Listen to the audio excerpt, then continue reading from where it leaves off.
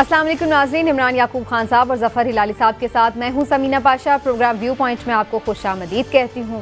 मुख्तलिफ रहनुमाओं की इस गुफ्तगू से आपने अंदाज़ा लगा लिया होगा कि आज सबसे पहले हम प्रोग्राम में किस टॉपिक के बारे में बात करने जा रहे हैं।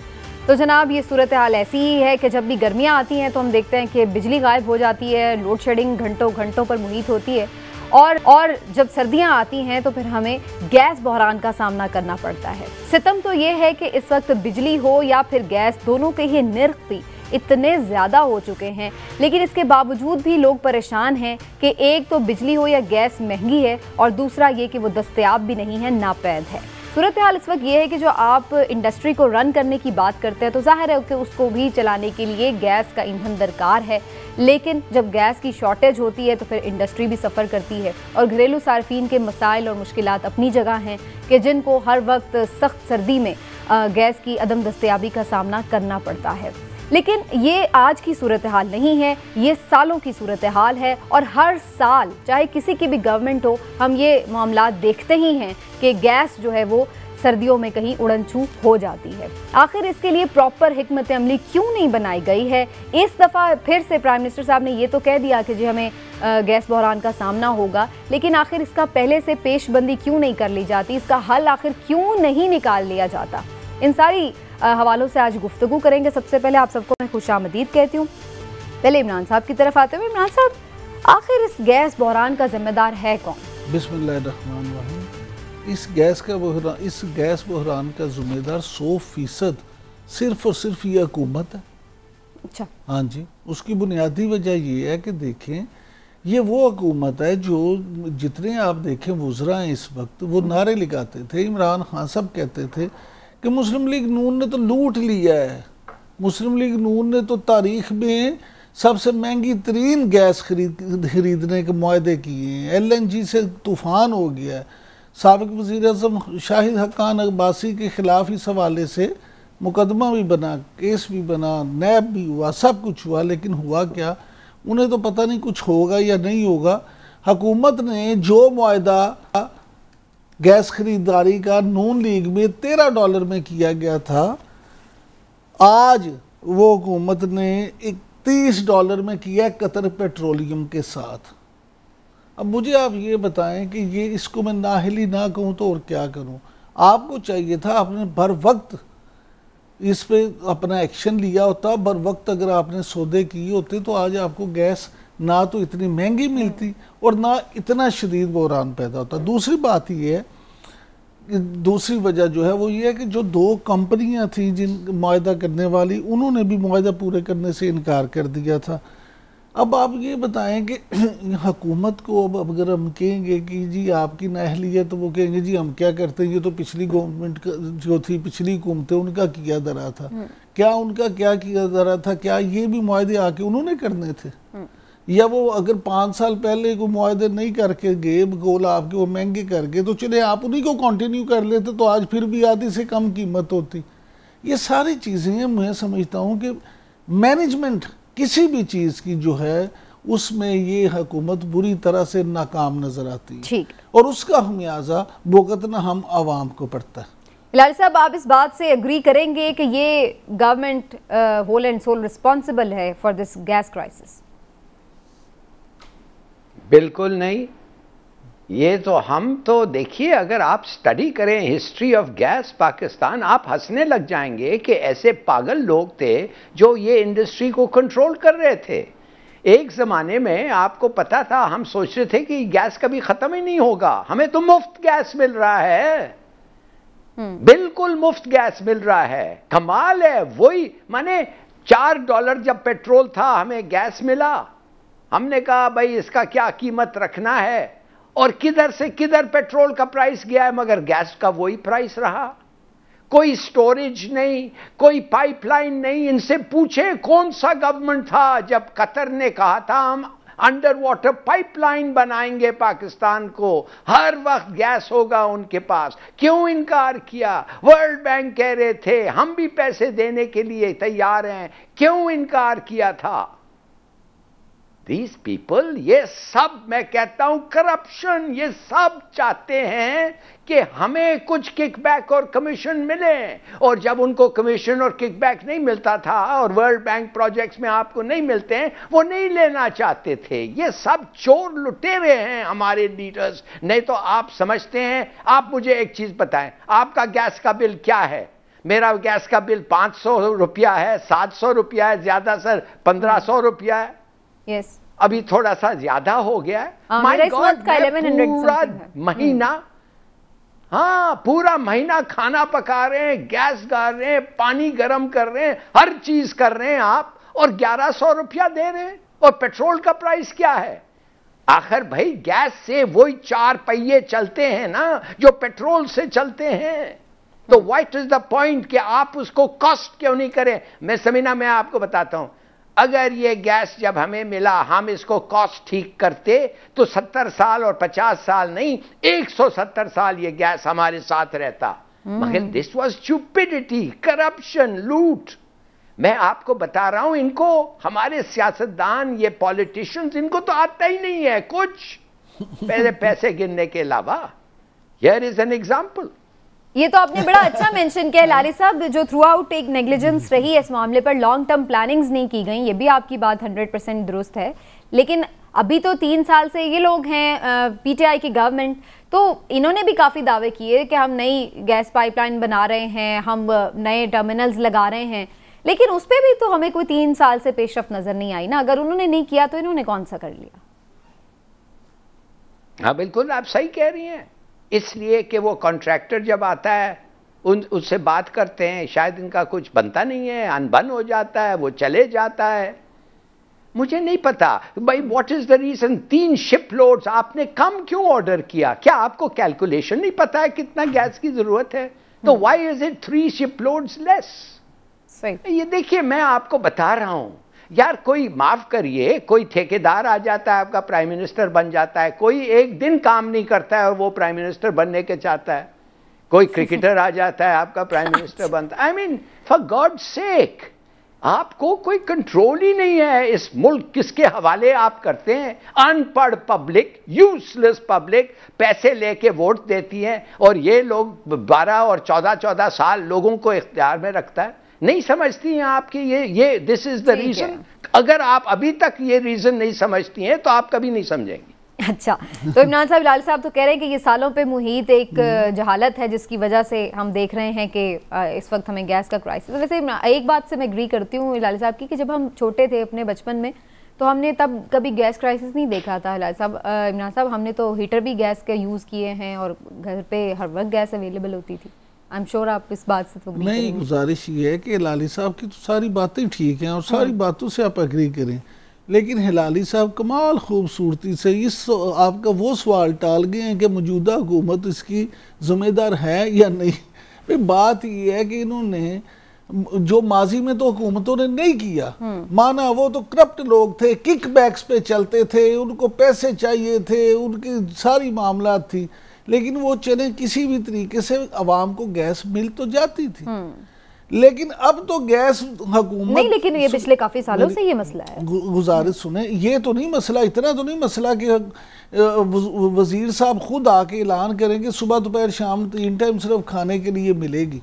अच्छा, इस पे भी मैं एक चीज़, आपने चूंकि इसको मेंशन कर दिया है तो इस पे क्लैरिफिकेशन भी आई हुई है जो कि शहबाज गिल साहब ने दी हुई है कि उन्होंने सिर्फ ये नहीं कहा कि सिर्फ इन 3 टाइम्स पे अवेलेबल होगी, वो ये बेसिकली कह रहे थे कि इन 3 टाइम्स पे तो मस्ट अवेलेबल होगी और बाकी भी ओवरऑल हम जाहिर है कोशिश करते रहेंगे। चलिए अल्लाह करे, आज तक वैसे शहबाज गिल साहब ने जितनी क्लैरिफिकेशंस दी हैं, कोई एक मुझे बता दें कि उस पर बाद में पता चला हो कि शहबाज गिल साहब ने जो कहा था वो सच साबित हुआ।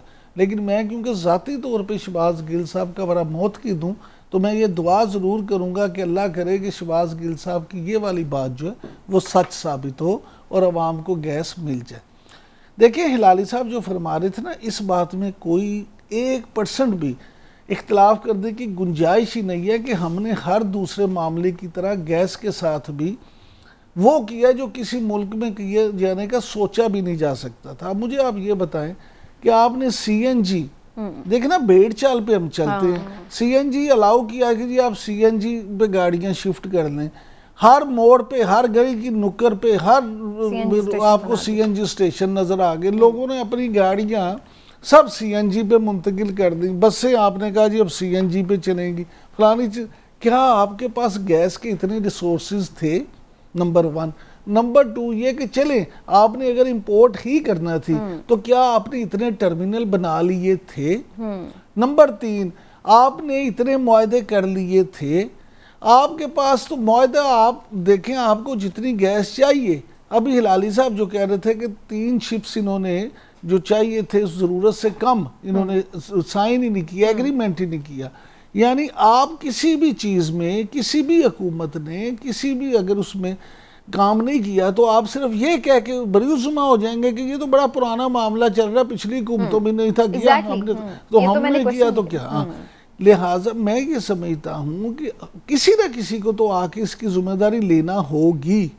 अल्लाह करे, अल्लाह क्या करे। इसका लॉन्ग टर्म सॉल्यूशन आप क्या समझते हैं, क्या हो सकता था जो नहीं किया गया और क्या होना चाहिए? बुनियादी चीज़ है कि इसका यही होना चाहिए था जो उन्होंने नहीं किया, कि इनको एडवांस एग्रीमेंट्स करने चाहिए थे। लेकिन ये वहां आके फंस गए कि हम तो शोर भी चाहते थे कि मुस्लिम लीग नून ने $13 में किया है। अच्छा। और ये तारीखी महंगा है, तो पॉलिटिकल रीजंस की वजह से। हाँ जी, तो अब अगर हम इतने उससे महंगा कर देंगे तो लोग तो हमें भी देखिए, हर चीज तो ऑन रिकॉर्ड मौजूद है ना। लेकिन वो तो हमाद अजहर साहब तो अभी भी खैर दावा करते हैं कि सबसे हमने सस्ता किया है। हिलाली साहब मैं आपकी तरफ आती हूँ, मुझे प्लीज़ अलाउ कीजिएगा। अरशद H अब्बासी साहब ने हमें ज्वाइन किया है और एनर्जी एक्सपर्ट हैं ये, इनसे थोड़ा सा गुत्थी आने की कोशिश करते हैं कि कौन सही बात कर रहा है, कहाँ नाअहली और कोताही है, और साथ साथ ये भी जानने की कोशिश करेंगे कि आखिर इसका लॉन्ग टर्म सोल्यूशन है क्या। बहुत शुक्रिया आपका अरशद H अब्बासी साहब। अब्बासी साहब सबसे पहले तो फरमा दीजिए कि कंटिन्यूसली ये सालों पर मुहित सिलसिला है कि हम देख रहे हैं कि गैस की हमेशा सर्दियों में हमें शॉर्टेज का सामना रहता है। आखिर इसकी क्या रीजंस हैं और इसको क्यों नहीं कोई भी गवर्नमेंट हो वो उसको कोप क्यों नहीं कर पाई? बहुत शुक्रिया, आपने मुझे इस बड़े क्रिटिकल, बड़े कम्प्लेक्स टॉपिक के लिए बुलाया है और मेरे ख्याल में मैं इस इश्यूज़ के ऊपर मेरी काफ़ी इन्वॉल्वमेंट रही है। बात इसमें ये है कि सबसे पहली बात तो ये है कि क्या पाकिस्तान में गैस अवेलेबल है इतनी कि हम इसमें खुद कफील हो सकते हैं? क्या इसी वजह से हमारी डिस्कशन बढ़ी रहती थी शायद उस वक्त के मिनिस्टर मुस्लिम लीग नून के जो थे नेचुरल गैस के, नेचुरल सोर्सेज की। बात यह है कि उस वक्त जो LNG का मायदा हुआ था वो मायदा 13.37% ऑफ द ब्रेंट ऑयल पे हुआ था, लेकिन उसके 4 महीने बाद मैं रिकॉर्ड की दुरुस्ती के लिए बात कर दूं, उसके बाद 5 महीने बाद इन्होंने ही ओपन टेंडर किए थे इसी गवर्नमेंट ने, यानी मुस्लिम लीग नून ने, तो जो रेट आया था वो तकरीबन 11.75% ऑफ ब्रेंट आया था, यानी कि महंगा हुआ था एज कंपेयर टू कि बांग्लादेश और इंडिया ने भी जो मायदे किए थे इनसे सस्ते किए थे। वो तो एक अपनी जगह बात है। अब आती है इस गवर्नमेंट की बात कि इस गवर्नमेंट ने कैसे हैंडल किया। देखिए आपके सामने यहाँ पे पहले इनके पास एनर्जी के जो एडवाइजर थे वो नदीम बाबर साहब थे, प्रताप कपूर साहब आए। सच्ची बात यह है कि इन दोनों अबाब में इतनी काबिलियत, कैपेबिलिटी बिल्कुल नहीं थी कि जो आपने बात की थी कि ये परसीव करते, और होता ही यही है, एक आम आदमी से ज़्यादा किसी एडवाइज़र का या जो एनर्जी एक्सपर्ट्स हैं वो कर लेते हैं असेसमेंट कि हमें सर्दियों में इतनी गैस चाहिए, हमारी इतनी डिमांड हुई है, हमने घरेलू कनेक्शन इतने दिए, हमारी इंडस्ट्री की डिमांड इतनी है, हमारी पावर की इतनी है, सीमेंट की इतनी है, और इवन खाद में भी, मैन्युफैक्चरिंग में भी इस्तेमाल होती है। ये असेसमेंट करने में ये नाकाम रहे। लेकिन एक बात मैं कहना चाहूँगा यहाँ पे कि आप आज उस शख्स से बात कर रही हैं कि जब ये गवर्नमेंट आई तो इमरान खान को तकरीबन हमने 20 बंदों ने एक अपील, एक पूरी रिपोर्ट बना के दी कि इमरान खान साहब आप आए हैं, आप तब्दीली के सफ़र पे आए हैं, यस इस पाकिस्तान को तब्दील कर सकते हैं, क्योंकि पाकिस्तान ऑयल और गैस में 5 से 6 साल के दौरान खुद कफील हो सकता है। पाकिस्तान अभी जो एक्सप्लोर हुआ है वो 43 या 45% हुआ है। हमारे पास अभी भी KPK में, बलूचिस्तान में गैस के रिजर्व इतने हैं, हम इस पर खुद कफील हो सकते हैं, और ये पॉसिबल भी हो सकता है। लेकिन 3.25 साल में कितने ब्लॉक्स की हमने ओपन एक्शन इंटरनेशनल मार्केट में की, आपके सामने हमने किसी की ओपन एक्शन नहीं की। फिर आप उस बंदे से बात कर रही है जिसकी शेल गैस की रिपोर्ट की इनॉग्रेशन माशाल्लाह इमरान खान साहब ने की थी, और उस वक्त मैं अमेरिका से ये कंप्लीट करके आया था, वहाँ पे काम इसी पे। हमने शेल गैस के ऊपर इस 3.25 साल में कोई काम नहीं किया। मेरी रिक्वेस्ट आप लोगों को ये है कि ये बड़ा लाउडली पैगाम बजाएं कि हम जो एक ही बात कह रहे हैं कि हमने एलएनजी लानी है। ठीक है, अभी तो इंटरनेशनल प्राइस तो देखो बड़ी हाई है। कोरोना के बाद क्या हुआ? कोरोना के बाद ऑस्ट्रेलिया की जो एक्सपोर्ट है वो कितनी कम हुई है, इवन जो कनाडा की आने लगी थी वो कम हुई है। ये शॉर्टेज तो आई है जो कि ग्रेजुअली शायद जून या जुलाई में इस 2022 में कम हो जाएगी। लेकिन हमारा मसला खुदा के वास्ते, आपके पास बड़े बड़े साहब बैठे हुए यहाँ पे, इन्हें ये कहें कि पढ़ लें। एक हमारी अभी भी ऑनलाइन मौजूद है, उसका नाम है help hydrocarbon exploration licensing policy, कि हमने खुद कफील होना है। एनर्जी सिक्योरिटी का मतलब ये है कि हमारी अपनी गैस, हमारा अपना। मुझे अफसोस से कहना पड़ता है कि आपने कई वीडियोस देखी होंगी कि केपीके में ऑयल सीप हो रहा है, यानी ऑयल के स्प्रिंग्स हैं, वहां पे 1 बिलियन CF गैस जो है वो करक के इस एरियाज में हम उसको टैप नहीं कर सके।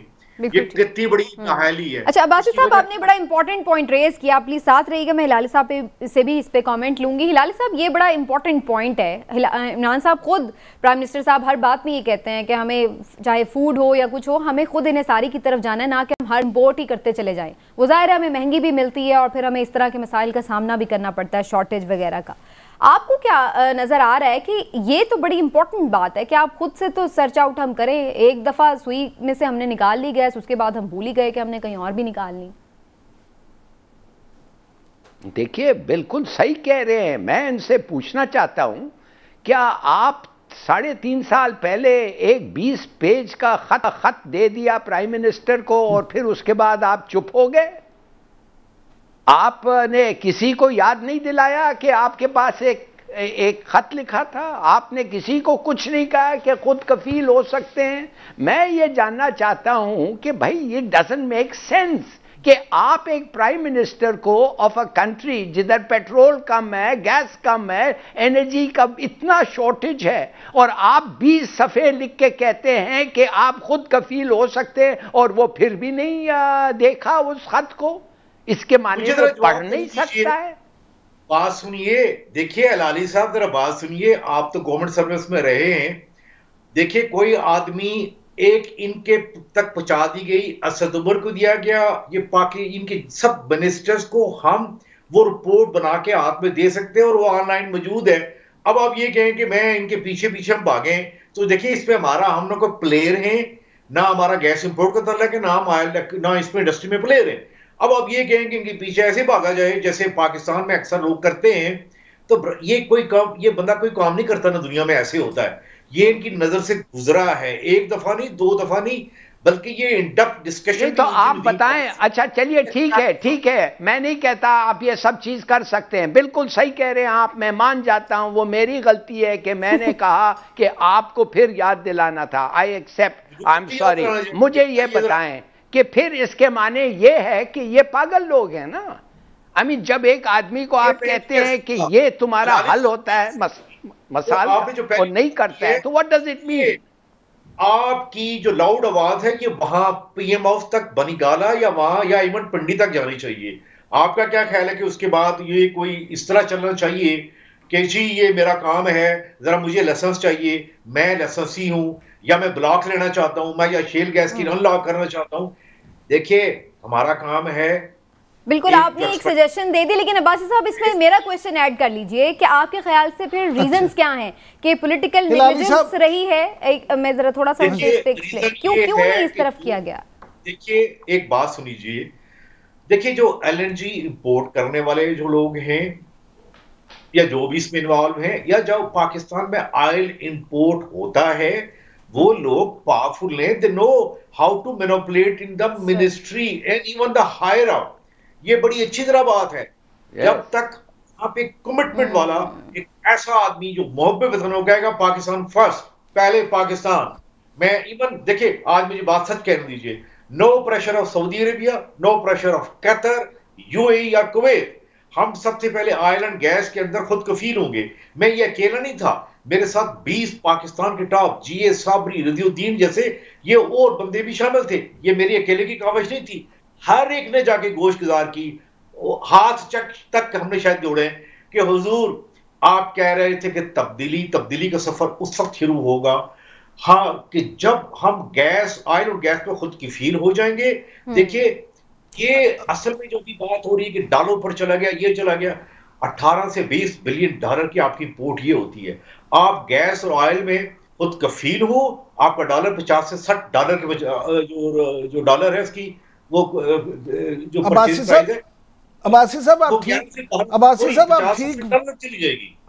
आप ठीक फरमा रहे हैं। आपको याद होगा कि अभी जो ताबिश गौहर साहब थे, उन्होंने भी जब अपना रिज़ाइन किया तो उन्होंने भी एक पूरा इस पे ख़त भी लिखा, और उन्होंने जो एनर्जी रिफॉर्म्स के हवाले से पॉलिसीज़ थी उन पे जो इख्तिलाफात थे, ये सारी चीज़ें उन्होंने बताई थी। इशू ये है कि प्राइम मिनिस्टर साहब जो हैं, वो कोई भी जो वज़ीर आज़म बनता है उसके मसाइल इतने होते हैं कि वो फिर अवाम के साथ किए गए वादे शायद भूल जाते हैं, या शायद वो मसनद ऐसी है कि जब वहाँ पे तख्ते पाकिस्तान पे बैठा जाता है तो उस तरह से फिर काम होते नहीं।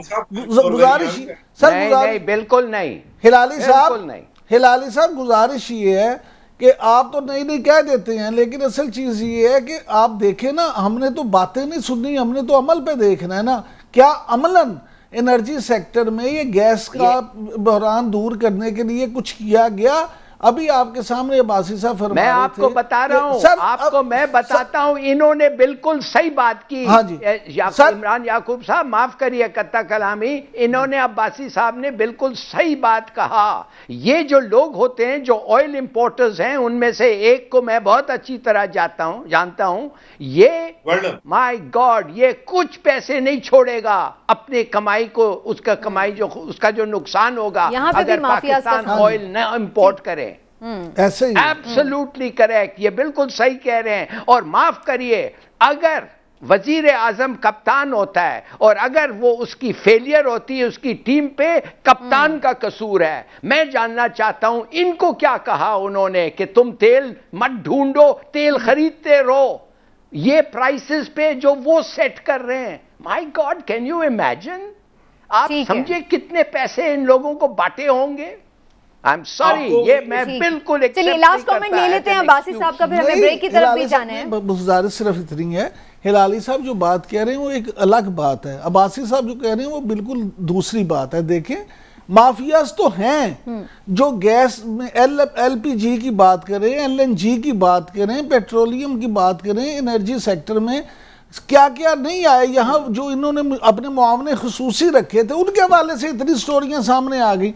लेकिन एंड ऑफ द डे देखना तो ये है कि हुकूमत ने अमली तौर पे किया क्या। बिल्कुल ठीक है। अब्बासी साहब आप लास्ट कमेंट कर दें, फिर मैं ब्रेक की तरफ जाती हूँ। ये मसला हो जाएगा। देखिए, पाकिस्तान का हीरो, पाकिस्तान का रहनुमा, पाकिस्तान का कैप्टन वो होगा, आप यकीन करें, जो वन पॉइंट एजेंडा गैस और ऑयल में खुद कफालत, इसका रोड मैप, एक एक चीज क्लैरिटी में दी गई, जो उसके पर अमल करेगा, जो पाकिस्तानी कौम के लिए काम करेगा, जो पाकिस्तान को ना सिर्फ ऑयल और गैस के क्राइसिस से निकालेगा, ना सिर्फ पाकिस्तान को महंगाई की जंगल से निकालेगा, ये पाकिस्तान को IMF के जंगल से निकालेगा, वो हीरो होगा।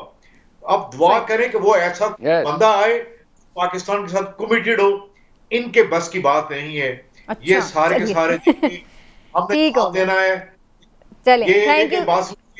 सही है, हमने भी अल्लाह को जान इंशाल्लाह अल्लाह करे कि कोई ऐसा मिले जो कि ना सिर्फ ये कि उस प्लानिंग हो, हिकमत हो, बल्कि इसके साथ साथ उसके पास वो जिगरा भी हो कि वो माफियाज के साथ टक्कर भी ले ले, और अल्लाह ताला उसके लिए आसानियां भी पैदा करे। बहरहाल देखते हैं कि ये गवर्नमेंट अगले 2 साल भी क्या इसी तरह से वार्निंग्स और घबराना नहीं की तसल्ली से ही काम चलाएगी, या फिर गैस भी पहुँचाएगी।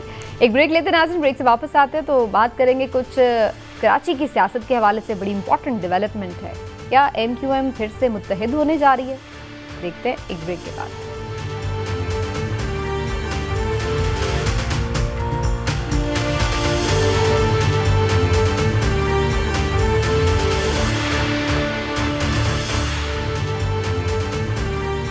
वेलकम बैक नाजरीन। इशरतुल इबाद खान नाम तो आपको याद ही होगा। जी हाँ, गवर्नर सिंध रहे तवील अरसे तक, बल्कि अगर ये कहा जाए तवील तरीन अरसे तक गवर्नर रहने का उन्होंने एजाज़ हासिल किया था। और उसके बाद जब वो गवर्नरशिप उन्होंने छोड़ी तो उसके बाद वो दुबई चले गए और फिर वहीं पे मुकीम रहे हैं। MQM से उनका ताल्लुक था, लेकिन अब जो मौजूदा MQM है उससे बिल्कुल ऐसा लगता है कि वो ला ताल्लुक़ रहे। लेकिन अब एक हलचल सी हुई है कराची की सियासत में, जहाँ पे डॉक्टर फारूक सत्तार ने डॉक्टर इशरतुल इबाद खान से मुलाकात की है और यही कहा जा रहा है कि जनाब MQM को दोबारा से मुत्तहिद करने के लिए, उसे रीयूनाइट करने के लिए गुफ्तगू हुई है कि इसको हम दोबारा से मिलकर स्ट्रॉन्ग भी करें और बहुत सारे जो ऐसे लीडर्स हैं जो कि कुछ खामोश हैं, नाराज़ हैं, कुछ भी हैं, उनके हवाले से जो है सबको इकट्ठा किया जाए, फिर से एक इसको तगड़ी पार्टी बनाया जाए। तो क्या ऐसा होना मुमकिन है? क्या दोबारा मुत्तहिदा कौमी मूवमेंट अपने पर तोल रही है कराची में फिर से अपना स्ट्रॉन्ग होल्ड बनाने के लिए? जो एक गैप सा नज़र आता है कराची की सियासत में, जिसे शायद PTI फिल नहीं कर पाई, पीपल्स पार्टी तो बहुत पहले ही दूर थी, तो क्या उसे दोबारा MQM ही फिल करेगी? इस हवाले से गुफ्तगू करेंगे और ये भी जानने की कोशिश करेंगे कि आखिर ऐसी कोई कोशिश हुई तो फिर उसका सरबराह कौन होगा। पहले हिलाली साहब की तरफ जाऊँगी। हिलाली साहब, क्या आपकी खबर है, जो एक ऐसा लग रहा था कि बहुत होपफुल थे कराची के लोग PTI से, शायद वो कहीं ऐसा है आपको महसूस हो रहा कि डिसअपॉइंटमेंट की वजह से दोबारा MQM की तरफ जा सकते हैं, जैसे MQM अगर रीयूनाइट होकर स्ट्रांग हो जाए तो? Good question. और मेरा उसका जवाब ये होगा कि एफर्ट्स शुरू हो गए हैं कि PPP का होल्ड सिंध से तोड़ें और कराची से शुरू करें। और कराची के जो उर्दू स्पीकिंग पॉपुलेशन है वो चाहती है कि एक पार्टी हो जो उनको रिप्रेजेंट करे। तो एक पार्टी बनाने के लिए सत्तार जाके इशरतुल इबाद को मिला है।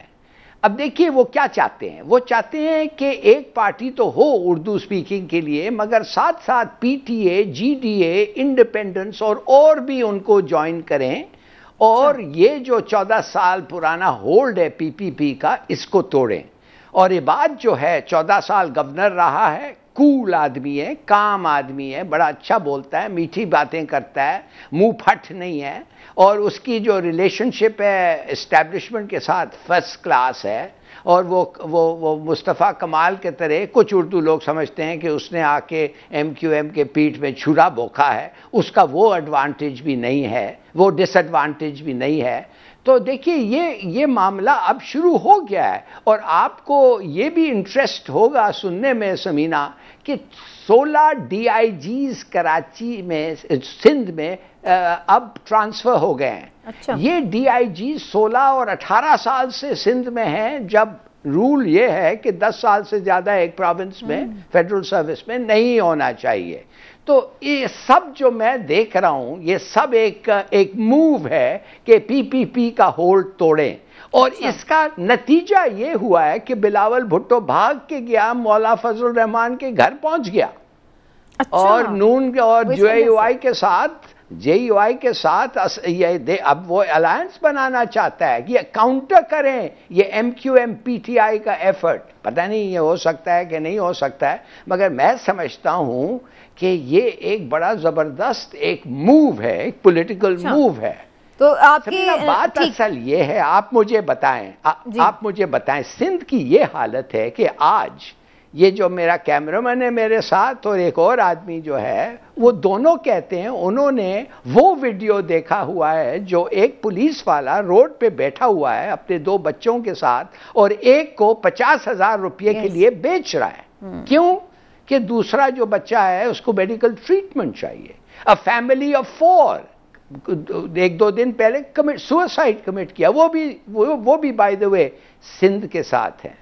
इधर कोई रिलीफ नहीं मिलता है आपको, ये हेल्थ कार्ड नहीं है, फूड सस्ता नहीं है। कम से कम सुना है कि वो बुजदार ने पंजाब में कहा 111 रुपये का आटा, 90 रुपये की चीनी, ऐसी कोई इधर नहीं होती है। इधर सिर्फ 18th अमेंडमेंट चाहिए और उस अमेंडमेंट के तहत जो मर्जी है प्रोविंशियल गवर्नमेंट करें, और वो कर रही है। ठीक। तो आपको लगता है कि वो ये एक ऐसा सिचुएशन, जी ठीक है, लेकिन इसमें आपने ये कहा है कि PTI का भी एक रोल है, MQM के साथ मिलकर ये मूव की जा रही है। That's interesting. मेरा ख्याल ये था कि शायद ये कोई जो गैप आ रहा है उसको शायद फिल करने के लिए दोबारा से MQM स्ट्रांग होने जा रही है। इमरान साहब की तरफ जाऊंगी। इमरान साहब, आपके वाकफाने हाल क्या खबर लाए हैं? ये जो मुलाकात हुई है ये किस तोड़ चढ़ेगी? देखिए, हमारे वाकफाने हाल ने जो स्टोरी बताई है वो अभी तख्ते कराची की है। अच्छा। हाँ, कि तख्ते कराची पे कौन विराजमान होगा, कौन कराची पे अपना राज करेगा। देखिए, इशरतुल इबाद साहब से राब्ता किया है MQM के कुछ वो लोग जो वो रहनुमा, साबिक रहनुमा कह लें, जो इस वक्त रूपोश हैं। अच्छा, हाँ जी, मंजर से गायब हैं। जी, मंजर से गायब हैं। वो मुकदमात हों उसकी वजह हों, उसकी वजह इनके पुराने लीडर हों या कोई भी हों, कोई नाम सामने आए, मतलब बाबर गौरी साहब हैं, बाबर गौरी साहब हैं, उसके अलावा कहकशां हैदर हैं अमेरिका से, फिर इसी तरह दूसरे लोग हैं। तो ये सब लोग जो हैं, ये इनमें से कुछ लोगों ने जो एक्टिव थे उन्होंने राब्ता किया, और असल में ये चाह ये रहे हैं कि इससे पहले कि ताकतवर हलकों के साथ मामलात मुस्तफ़ा कमाल अपने बेहतर कर लें और कराची में मुस्तफ़ा कमाल जो है वो कुछ जगह अपनी बना लें, उससे पहले MQM को मुत्तहिद कर लिया जाए और MQM जो है उसको इकट्ठा करके ये जो है कराची के अवाम उनसे ये मामला ऐसे हो जाएं कि वोट उनका वापस उनकी तरफ आ जाए, ताकि जो 14 सीटें PTI ने ले ली थी, ये ना हो कि अगली दफ़ा कोई और जमात उनकी 14 की बजाय भी 24 सीटें जीत ले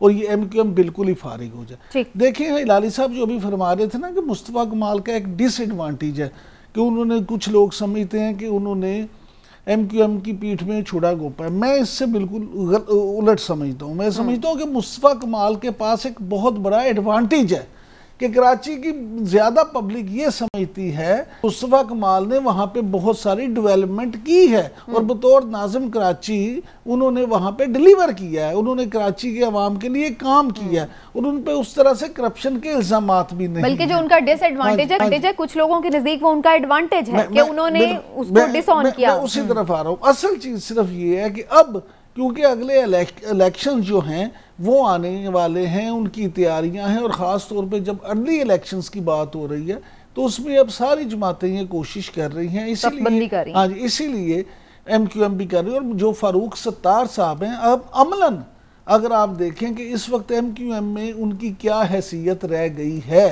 ठीक है, फारूक सत्तार साहब का वो वजन नहीं MQM में जो किसी ज़माने में हुआ करता था आज से 3 साल। चलिए, आपने मुस्तफ़ा कमाल की जिक्र किया है तो PSP के सरबराह मुस्तफ़ा कमाल साहब इस वक्त हमारे साथ ही मौजूद हैं। हिलाल साहब, मैं आपका कमेंट लेती हूँ पर लेट मी इंक्लूड कमाल साहब, उनका कमेंट लेते हैं। बहुत शुक्रिया मुस्तफ़ा कमाल साहब, थैंक यू सो मच आपके टाइम का। जी शुक्रिया। मुस्तफ़ा कमाल साहब, ये MQM को रीयूनाइट करने की बात हो रही है कि जी फारूक सत्तार की डॉक्टर इशरतुल इबाद से मुलाकात हुई है, मुख्तलिफ जो धड़े हैं उनको इकट्ठा करने की बात हो रही है। आप भी MQM का हिस्सा रहे एक ज़माने में, तो आपको भी कोई ऑफर हुई है या आपसे भी कोई रब्ता किया गया? नहीं जी, हम बिल्कुल MQM का हिस्सा नहीं है, हम पाक से ज़मीन पार्टी हैं और MQM के धड़ों में ये वाली बात हो रही होगी। हम एक अलग शनाख्त हैं, हमारा एक अलग नज़रिया है। हम जो है वो एक लिसानी जमात, लिसान की सियासत नहीं कर रहे। हमारे पास सारी जुबानें बोलने वाले लोग बड़ी तादाद में हमारे साथ हैं। हमारे मरकज़ी ज़िम्मेदार से लेकर कारकुनान तक। हम लाड़काना में जाकर जलसा करते हैं, हम कोयटा में जाकर जलसा करते हैं, हम सोराब बोर्ड में जाकर जलसा करते हैं, हम लालू खेत में जलसा करते हैं। तो इस बात का कोई चांस नहीं है कि आप MQM में दोबारा शामिल हों अगर डॉक्टर इशरतुल इबाद को सरबराह बनाया जाए या कुछ भी उसमें रिफॉर्म्स लाई जाएं? जी, मैं तो इसके ऊपर कमेंट ही नहीं करना चाहता। ये तो मैं तो जो इन सारी बातों को अच्छा मुस्तफा साहब आप छोड़े इस पे, तो आप कमेंट ना करें। आप ये बता दें कि क्या आप समझते हैं कि पाक सरजमीन पार्टी आइंदा इलेक्शन में एक कराची में ख़ास तौर पे मुतबादल के तौर पे अपने आप को पेश करेगी और आप कराची में अपनी जगह बनाने में कामयाब हो जाएंगे? जी इमरान भाई, ऐसा है कि बहुत शुक्रिया। बिल्कुल मुझे इस वाली बात पर अल्लाह ताला की ज़ात से बहुत उम्मीद है। हम जितने इम्तिहानात से उसने हमें गुजारना था गुजार लिया। 2018 का इलेक्शन हमारे लिए बहुत बड़ा इम्तिहान था, हमारे सब्र का, हमारे ज़ब्त का। आप जब किसी सही रास्ते पे चलते हैं तो अल्लाह ताला आजमाए बगैर आपको जो है वो कामयाबी देता नहीं। 3 साल पहले जिन लोगों को जीत दी गई, PTI हुकूमत में है, MQM हुकूमत में है, पीपल्स पार्टी हुकूमत में है, आज कराची दुनिया के 4 बदतरीन शहरों में शामिल हो गया। तो अगर किसी को आखिरी काम याद है तो वो मुस्तफा कमाल का काम याद है, और हमारे पास ही वो तजुर्बा भी है, वो लेगेसी भी। और आज शहर जिस हालत में उसको अगर कोई ठीक कर सकता है तो वो PSP ठीक कर सकती है। तो अगर अल्लाह ने चाहा इंशाअल्लाह ताला, तो अगर मेरिट के ऊपर देखेंगे और हमारी ऑर्गेनाइजेशन आज जिस जगह पे मौजूद है, हम आज जीतने वालों से ज्यादा हारने के बावजूद जीतने वालों से ज्यादा मजबूत है अल्हम्दुलिल्लाह। हर दिन के गुजरने के साथ हमारी तादाद, हमारा साइज बड़ा होता चला जा रहा है, लोगों के अंदर हमारी पेनिट्रेशन होती चली जा रही है, और जो जीते हुए लोग हैं वो हर दिन लोगों के दिलों से उतरते चले जा रहे हैं, इसलिए उनकी डिलीवरेंस ही नहीं है, उन्होंने कुछ करके नहीं दिखाया। जी ठीक। अच्छा मुस्तफा कमाल साहब, आपके तो शामिल होने का कोई सवाल नहीं मैं करती, आप उस पर कमेंट नहीं करें, लेकिन ये जो कोशिशें हो रही हैं, ये लोग आपस में इकट्ठे हो जाएंगे आपके ख्याल से? आपके लिए भी फिर थ्रेट बनेगा? अगेन मुझे वो ये कमेंट ही हो जाएगा सारा। आप यकीन जानिए कि हमारे पास इतना काम है कि हमें फुर्सत ही नहीं होती ये सारी चीजें। लेकिन वो आपके लिए भी तो थ्रेट होगा ना, तो मुखालिफिन की उस पे कोशिशों पे, मूव्स पे भी तो नजर रखनी होती है ना कि वो क्या कर रहे हैं। ऐसा है बीबी, ऐसा है कि जब हम 3 मार्च 2016 को मैं और अनीस कायम खानी साहब आए थे ना, तो ये सारे लोग जो है वो 90 पे खड़े थे। अल्ताफ हुसैन का की हेलो चल रही थी, उनकी तकरीरें चल रही थी, उनका 90 खुला हुआ था। फारूक सत्तार उनके कन्वीनर थे, डिप्टी कन्वीनर थे, खालिद मकबूल उनके साथ वहाँ खड़े थे, आमिर खान वहाँ सर खड़े थे, गवर्नर उनका बैठा हुआ था, मेयर उनका जीत चुका था, उनके 51 MPs थे, 25 MNAs थे, और उनके सारे सेक्टर इंचार्जेस ऑफिस खोलकर बैठे हुए थे, और मैं और अनीस कायम खानी के अलावा कोई तीसरा आदमी था नहीं 3 मार्च 2016 को। तो हमें अगर खुदा न खास्ता कोई टेंशन होती या कोई फिक्र होती तो 3 मार्च 2016 को होनी चाहिए थी, कि जहां सामने ये सारा रेवड़ था पूरा और हम 2 लोग थे। हमें जब उस दिन टेंशन नहीं हुई तो आज तो अल्लाह का शुक्र है कि लाखों लोग हमारे। चलिए अल्लाह करे आपको टेंशन ना ही हो। मुस्तफा कमाल साहब, साहब कुछ पूछना? अच्छा चलें आप। मुझे मुस्तफा कमाल साहब आखिरी सवाल आपसे ये जरूर पूछना चाहूंगा कि 2018 में भी हाइप तो बनी थी, आपके हवाले से बड़ी हाइप बनी थी, लेकिन चलें कुछ भी जो भी वजूहात हुई, आपको सीट उस तरह से जीत नहीं सके। तो अब अगले इलेक्शन में जब भी इलेक्शन होगा, क्या आप इस दफ़ा भी अकेले ही इलेक्शन लड़ेंगे, या इलेक्शन में आप PTI से, मुस्लिम लीग से या किसी और जमात से कोई इंतखाबी एडजस्टमेंट भी कर सकते हैं, कोई इत्तेहाद भी हो सकता है? इट्स टू अर्ली टू से इमरान साहब, लेकिन हमारा ये मौक़िफ़ रहा है, और ये कोई हतमी बात नहीं है, लेकिन हम ये सोचते हैं पॉलिटिकली, हमने जितना भी टाइम देखा है 30-32 सालों में, कि अगर आप इलेक्शन से पहले कोई इल्हाक करते हैं ना कोई, तो आपका अपना जो वोटर होता है वो कंफ्यूज हो जाता है। जैसे कि आपने पूरे साल भर अपना एक नैरेटिव दिया होता है, फिर किसी ऐसे लोगों से जिससे आपका नजरिया नहीं मिलता हो या कोई बात, तो आप अपने वोटर को कंफ्यूज कर रहे होते हैं। बट सियासत में डेफिनेटली जो है वो थोड़ा बहुत क्वेश्चन होता है कि कोई ऐसी सिचुएशन आ जाए जहाँ पर आप कोई अपनी लचक दिखा सकें। सही, तो इसका मतलब वक्त आएगा तो फिर आप इसको देखेंगे। कॉम्प्रोमाइज किए बगैर, तो वो इस टू अर्ली टू से, जब टाइम आएगा तो बिल्कुल उस पर दिखा जाएगा। ठीक है, बहुत बहुत शुक्रिया आपका मुस्तफा कमाल साहब, शुक्रिया, थैंक यू सो मच। तो जनाब मुस्तफा कमाल साहब की गुफ्तगू तो आपने सुनी। हिलाली साहब, आपकी तरफ दोबारा मैं आऊंगी, एक तो आप भी कुछ कमेंट करना चाहे थे वो भी कीजिए, साथ में बताइए आपको क्या लग रहा है, ये लोग होने जा रहे हैं रीयूनाइट? देखिए, पहली बात तो यह है कि मुस्तफ़ा कमाल का और इशरतुल इबाद का बिल्कुल अनबन है, कोई इनमें they don't like each other, और हमें ये बड़ा लंबा कहानी है। दूसरा कहानी ये है कि अगर इनके पास इतनी अक्सरियत होती और जो जितने ये जो कह रहे हैं, अगर ये सब कर सकते थे तो नतीजा कुछ और होता। देखिए, इशरतुल इबाद जो है वो 14 साल 15 साल जो रहा है, वो क्यों रहा है? वो जानता है लोगों को, और बाय द वे मैं उसको जानता हूँ, मैं बताता हूँ, मैं उसे मिलता था, उसके जाने बाद भी मैं उस पर फ़ोन से राब्ता है। He is a very astute politician, और उसको पता है जब मैं कहता हूँ काम, कूल, कलेक्टेड, स्वीट टॉकर, मत समझिए कि ये एग्जैजुरेशंस हैं, वाकई ये अपना पॉलिटिक्स जानता है। और इस्टेब्लिशमेंट के साथ कोई इनका भी बड़ा अच्छा रिलेशनशिप है कमाल का, मगर सो डज इबाद। तो मेरे ख्याल में अगर इबाद और फारूक सत्तार इकट्ठे हो गए और MQM को रिवाइव करना चाहे, मुझे नहीं, आई डोंट नो वाई कि उनको भी सक्सेस, लेकिन फारूक सत्तार साहब की तो कोई खास स्टैंडिंग नहीं है, उनका क्यों नहीं होगा? लाल साहब, फारूक सत्तार साहब ने तो अपनी वो एक धड़ा अलग से बनाने की कोशिश भी की, लेकिन पता नहीं अब वो है कहाँ पर धड़ा भी उनका, कोई उनकी तरफ से तो कभी कोई पॉलिटिकल मूव या कुछ उस तरह से है नहीं है, तो अब उनका वो सियासी वजन दिख नहीं रहा, जैसे इमरान साहब ने भी मेंशन किया।